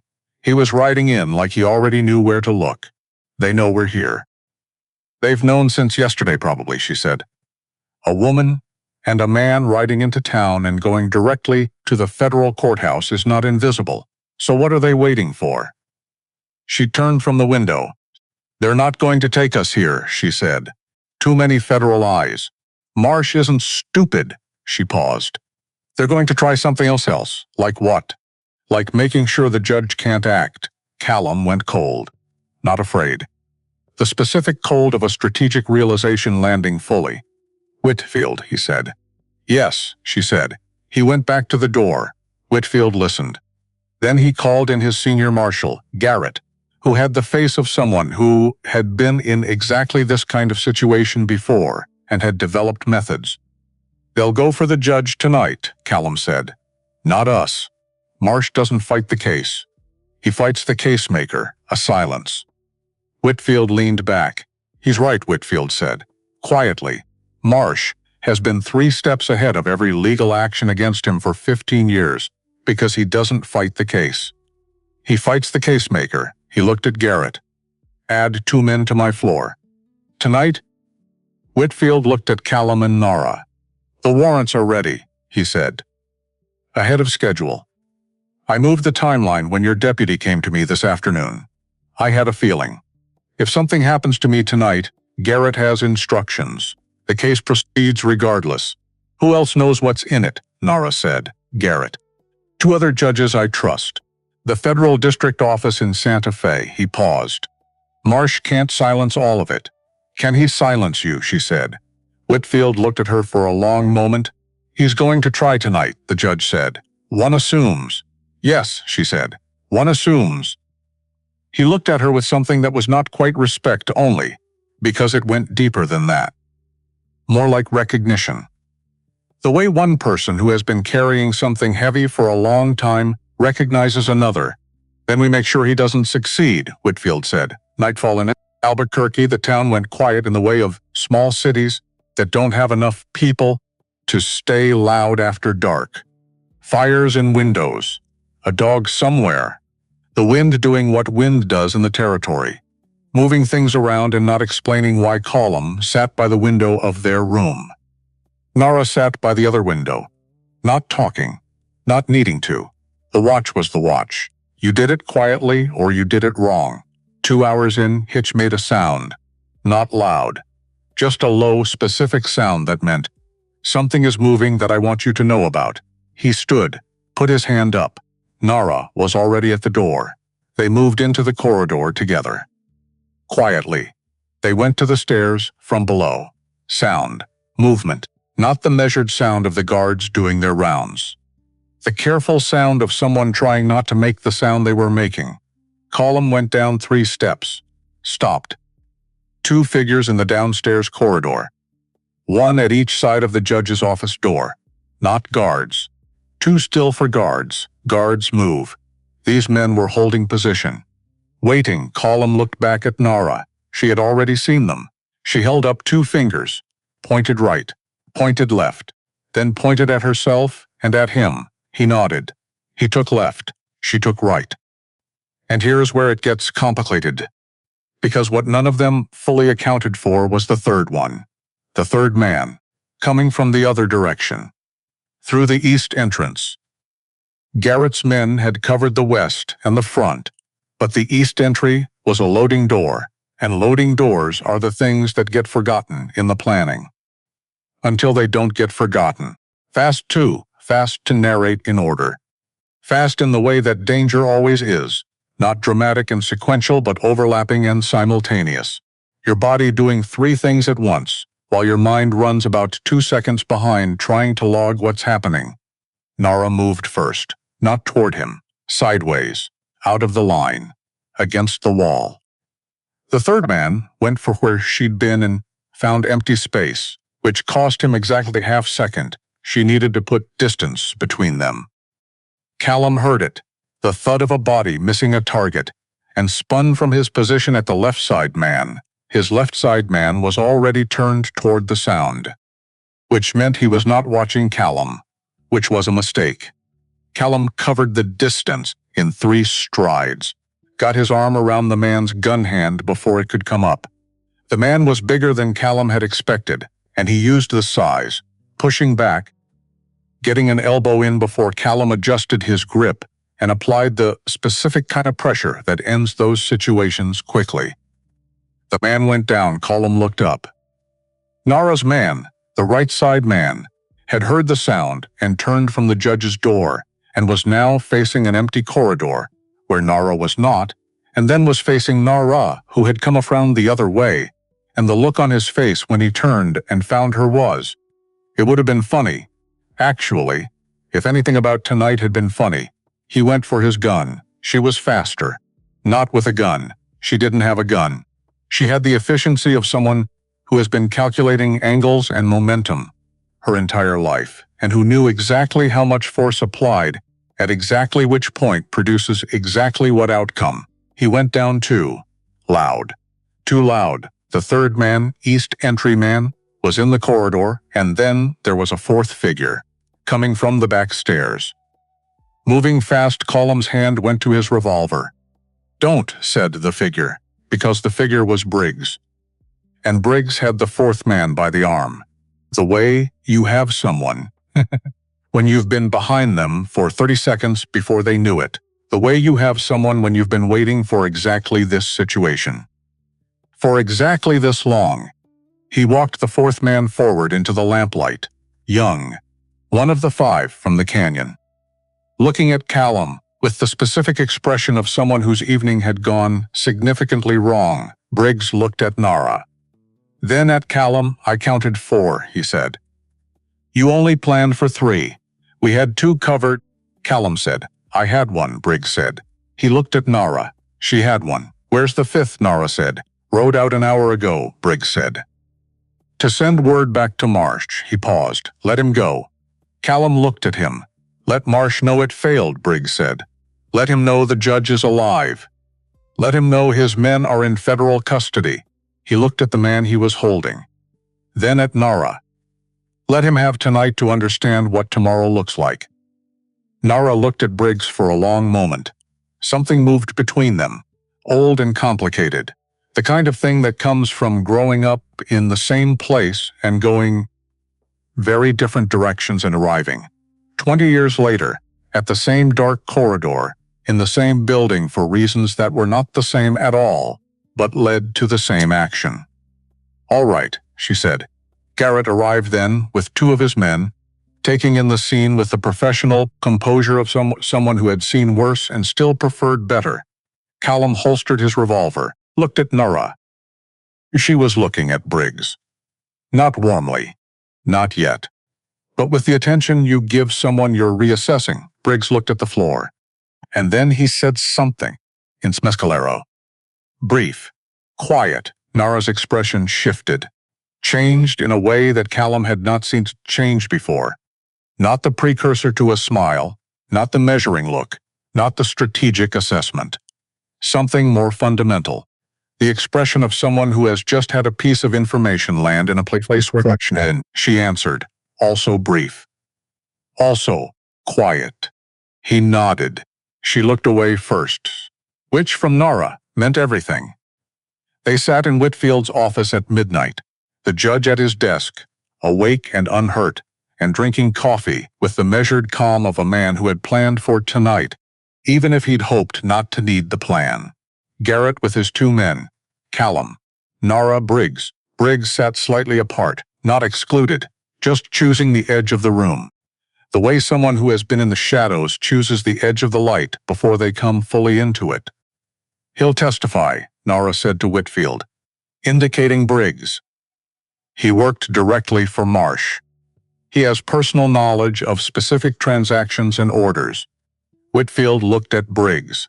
I know what it means, Briggs said. To testify, you'd be putting yourself in the record as a participant. Some of what you participated in may have consequences. I know. You understand that I can't promise. I know, Briggs said again. More completely. The word landing like a stone set down after a long carry. I've known for 8 months what this would cost me. I've had time to decide if it was worth it. Whitfield looked at him. At the quality of a man who has made a decision he's not going to unmake. All right, Whitfield said. You testify tomorrow. Full account, under oath, Briggs nodded. Then he looked at Nara. And he said it in Mescalero first. Then, and Callum had the impression this was for his benefit, or maybe because saying it in English made it exist somewhere outside of the language they'd grown up in, made it more permanent, more official. In English. My son was in the house, he said. Your house, he said. And he looked at Callum. My boy used to play with your wife's dog. She let him come every week. He stopped. He was 7 years old. And he was in there that night. The room was very quiet. Marsh's men didn't know, Briggs said, or didn't check, or didn't care. He paused. I never knew which. Still don't. He looked at his hands. I joined his operation 6 weeks after. Got close enough to be trusted. Got trusted enough to see documents. Waited until I had something worth having. He looked up, waited until there was someone to give it to. Callum couldn't speak. He tried. Couldn't. He thought about a 7-year-old boy who went to play with a dog, who had that loyalty of childhood. To the dog, to the habit, to the house that was safe and familiar. Who had no idea that the thing that made it familiar was also the thing that made it a target. He thought about Margaret, who had let the boy come every week, because of course she had, because that was exactly who she was. He pressed his hands flat on his knees. Breathed, his name, Callum said. Briggs looked up. My son's name, Callum said. What was it? A pause. The longest pause in the room. Eli, Briggs said. I called him Eli, Callum nodded. Once. Slowly, Eli, he said, and that was all. But it was everything. It was the specific thing. The name, the exact particular name of an exact particular child. That made it not a crime anymore. Not a category. Not an outcome of a business decision. but a boy, a real one, who had been somewhere and then had not been there. Like Margaret, two people who had been specific and were now absent. And the man sitting across the room had been carrying that absence next to Callum's absence for the same 3 years. In different directions. Toward the same point, Whitfield set down his coffee cup. "I'll draw up immunity terms for your testimony," he said to Briggs. "Best I can manage, which is not a guarantee, but it's more than nothing." He picked up his pen. "Let's get to work." The morning of the hearing, gray light first. Then, gold. The kind of morning that doesn't know yet whether it's going to be gentle or hard, and is keeping its options open. Callum stood outside the courthouse. On the steps, in the early air. Hitch was at the livery a block away. He could hear the horse, not specifically, just the general sound of a horse that is being tended and is expressing opinions about the quality of the hay, which was evidently not up to Hitch's standards. Same as always. Good. Nara came out behind him. She stood beside him on the steps. Not touching, just beside. They looked at the street, at the town waking up, at the ordinary machinery of a day beginning. "How are you?" he said. "Ask me again after," she said. "Fair." He looked at the courthouse door. "You've been carrying this for 8 months," he said, "and today you put it down." She was quiet. "Does that feel like what you thought it would feel like?" he said. She considered that, for a moment with the full weight of her consideration. "I thought it would feel like relief," she said. "But it feels like," she paused, "like standing at the top of something you climbed for a long time. You're not up there to stay, but you can see from here," he looked at her, at the profile, at the set of her face in the morning light. The way she looked at things fully, without the protective habit of glancing and looking away that most people develop somewhere around adolescence to keep the world at a manageable distance. She looked at things directly, like they were worth the full cost of seeing them. "Let's go see," he said. Ben crossed her face, crossed and settled. "Yes," she said. "Let's." The hearing lasted 4 hours. Callum was present for all of them. He watched Nara speak for the second time in 48 hours and deliver the same information with the same precision and the same unflinching completeness, under oath this time, into the official record of the court. He watched Briggs testify. Watched the man who had ridden parallel to them for 5 days and in a different direction for 3 years stand up in a federal courtroom and name every order he'd executed and every document he'd seen and every instruction he'd received from Eldon Marsh, including the one dated September 14th, including the name of the property, including the description of the structure as an obstruction to be removed. He watched the attorney Marsh had produced, an expensive man in clean clothes with the polished manner of someone accustomed to winning, try repeatedly to undercut Nara's testimony on the grounds that it was unsubstantiated memory without documentation. He watched Whitfield look at that attorney with the expression of a man who has not slept in 2 days and has run entirely out of patience for legally dressed nonsense. "Are you?" Whitfield said to the attorney, very slowly, arguing that a woman who can recite 47 parcel coordinates, 19 transaction dates, 11 forged signatures and their forgers, and every dollar amount attached to each transaction, all without a single error, all corroborated by physical documentation and a direct eyewitness. "Are you arguing that this testimony is insufficiently reliable?" The attorney started to say yes. Whitfield wrote something on. "I'm noting your objection," Whitfield said, still writing. "I'm also noting that she was able to cite your client's home address from memory, without having been told it, and that she did so accurately." He set down his pen, overruled. "Continue, please," she continued. Late afternoon, Marsh arrived, not of his own free will. Garrett's marshals brought him in from the hotel he'd been staying at, 3 blocks from the courthouse, a detail that said a great deal about his competence in the outcome of the last 48 hours, Marsh himself. 61 years old, well-dressed, the face of a man who had learned to look reasonable in all situations, because reasonable was how you avoided consequences. He looked at Nara. She looked at him. Marsh's eyes were calculating. The rapid internal negotiation of a man who builds plans and is now evaluating which fallback applies. Nara's eyes were something else entirely, not hate. Hate would have been simpler. Recognition. The kind that comes when you have been carrying something that belongs to someone else for a very long time, and you are finally in the same room with them. Here, she was saying without words. I've been holding this for you. And now I'm giving it back. Marsh looked away first. Cullum noticed that. So did Whitfield. The judge set his pen down with a care that said he was noting it for the record, even if it never made the record. So, he suspected, did everyone in the room, 8 months of carrying something, and Marsh couldn't hold her gaze for 3 seconds. The warrants were signed by 4:30. 11 counties, 19 transactions, 47 parcels, criminal fraud, forced appropriation, and in the case of Margaret's house. In the case of Margaret's house and Eli, and the order dated September 14th, the charge that Callum had not let himself for 3 years because he hadn't known it had a name. It had a name now. It was in the record. He sat in the corridor outside the courtroom while the final documents were processed. Elbows on knees, hands loose. Looking at the floor, he was not going to. He was fine. He was not fine.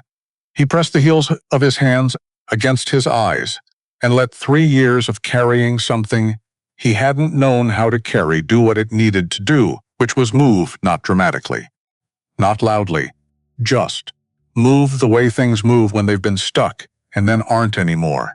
He felt her sit down beside him. Nara, not saying anything, not putting a hand on his shoulder, or offering platitudes, or making the moment about management rather than truth, just sitting beside him. Present, the way she'd been present beside him for 5 days, through canyon and mountain and desert and dark.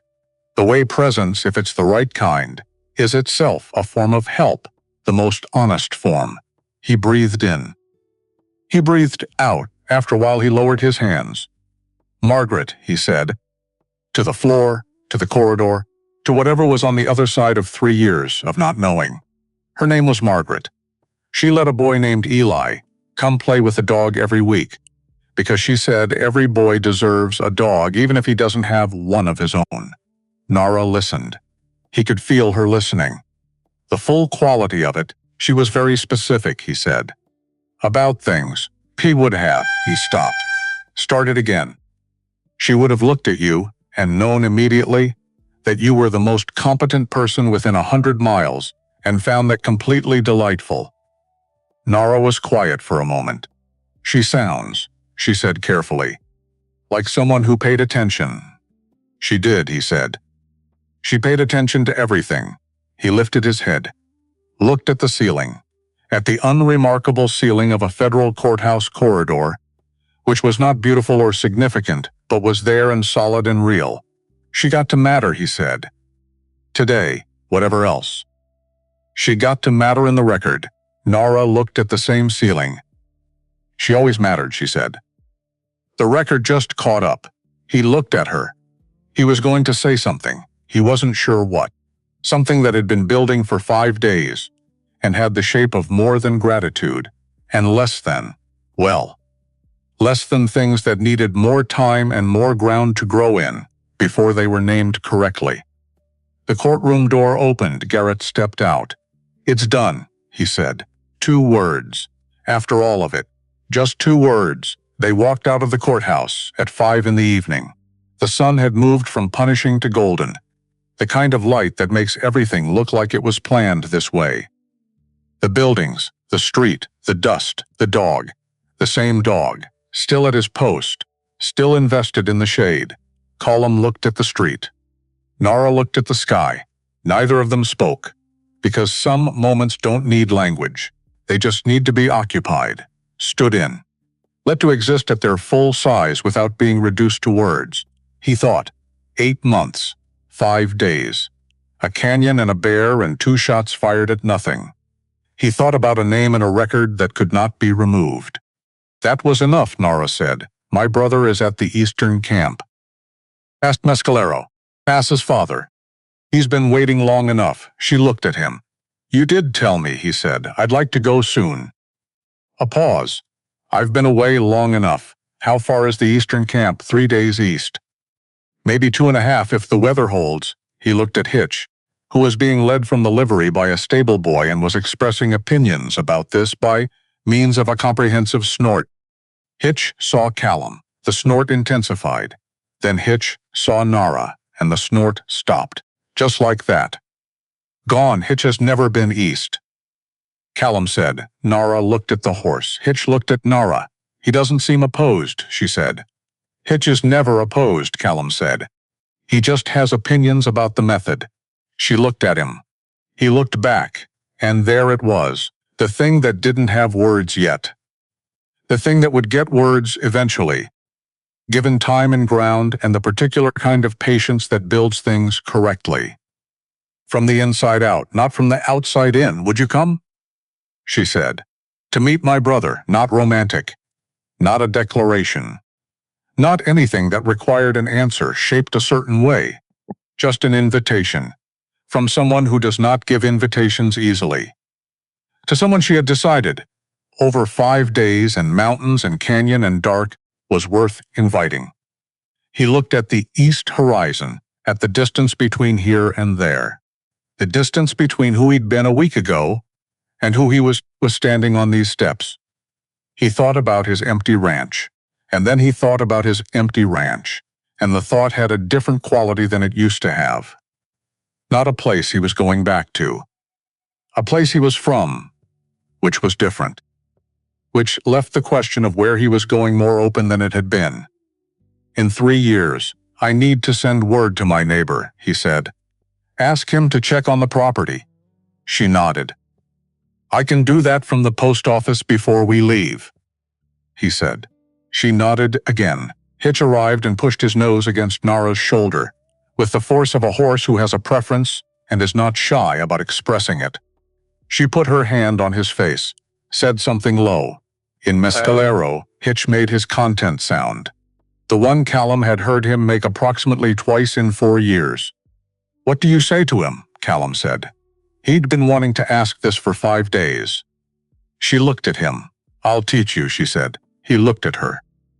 At the expression on her face, not the measuring look, not the calculating look, not the closed, careful expression of someone who trusts no one by default. Something that had replaced those looks. Not fully, not all at once, but sufficiently, she had decided. And when Nara decided something, it was final. He understood that by now. All right, he said. Briggs found them at the livery an hour later. He stood in the doorway like a man who knew he might not be welcome and had come anyway. Because the other option was worse. Nara looked at him. He looked at her. Whitfield signed the immunity terms, he said. Limited. But signed. Good, she said. A pause. I have nowhere to go right now, he said. While the legal process, I don't know how long it takes. Months, Callum said. Years, Nara said. Briggs looked at the livery floor. Up, then up. I'd like to. He stopped again. He was not, Callum observed. A man who had practiced asking for things. He had been asking for nothing for 3 years, waiting, maneuvering, operating in the dark. Asking out loud was a different skill. You could ride east with us, Nara said. Briggs looked up. To the camp, she said. My brother will have questions. You'll have answers, she paused. And you should not be alone right now. He stared at her. At the woman who had every reason not to make that offer. Who had made it anyway. All right, he said. His voice had something rough in it that was not grief exactly, but was grief adjacent. Yes, I'll come. Nara turned back to hitch his saddle. Callum looked at Briggs. Briggs looked at Callum. They were 2 men who had lost the same things in the same fire, who had gone in different directions and arrived in the same place, who had sat across the fire from each other in federal offices, and said each other's most important losses out loud. 3 days east, Callum said. I know the way, Briggs said. Of course you do, Callum said. And Briggs, for the first time since Callum had known him, almost smiled. They left Albuquerque as the sun touched the western rooftops column.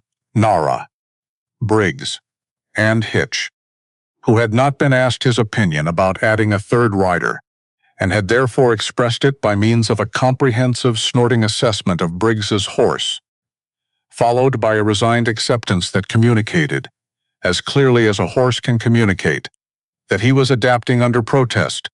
The road east opened wide and flat and golden column, road with Nara behind him. Same as it had been since the canyon. Same as it had been since a grizzly bear and a wrong rescue and 2 shots fired at nothing, and a conversation on a rock about the weight of silence. He thought about the road behind them, Red Canyon, the overhang, the mountains and the pines and the cabin and the fire, and a name said at midnight, Eli. And before that, Margaret. And before that, September 14th. And before that, a grandmother with 2 fingers at her temple. He thought about all of it, and he let himself feel what was actually there instead of the word he'd been using to cover it. Not fine, not broken. Something in between. Something that was learning to stand differently, without the weight it had organized itself around for 3 years. Something that was, tentatively, beginning to identify east as a direction worth going. Nara put her hand on his shoulder, not pressing, just resting there. Present, you're thinking loud, she said. Sorry, he said. Don't be, she said. I can hear it from here. He looked at the road ahead, at the gold of it, the width of it, the way it went somewhere specific that he had not been before. Your grandmother, he said. She named things correctly? A pause, always, Nara said. What would she call this? He said. What we're doing right now. A longer pause. She considered it the way she considered everything, fully, without rushing, giving it the weight it deserved. Beginning. She said finally he rode with that for a while. East, the sun behind them, the road ahead. Hitch moving forward the way Hitch always moved when things were actually going right. Not because he was told, but because he had decided, from the inside out all the way to the horizon.